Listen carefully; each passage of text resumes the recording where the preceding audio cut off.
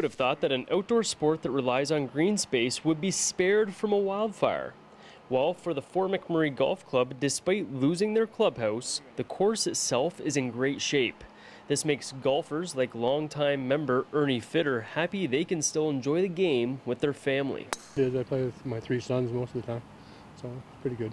Being retired, I have lots of time to play golf, and when they're off, we usually play. Fitter is enjoying the time with his family on the course. However, it wouldn't have been possible without the grounds crew. Since the end of May, the crew put in extra time to get the fairways and greens in top condition. Head pro Jason Vaughn is proud of their hard work, ensuring people could get back on the course. I think everyone's just happy that the golf course is open. They have a place to come hang out. It's social, right? You can come see your friends that you haven't seen for a while, and just a place to come have a beer, hang out, play some golf, and enjoy the sun.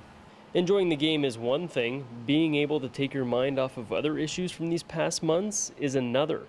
Vaughn believes this is just another way to bring the community together.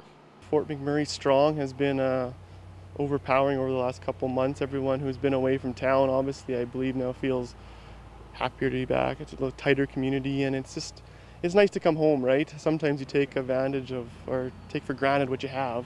So when you come back and you get to see all the friendly faces and everyone who comes up and thanks you for your hard work, it's much appreciated. The Fort McMurray Golf Club will have more initiatives throughout the summer where the community is welcome to explore the driving range and have a barbecue with RBC days.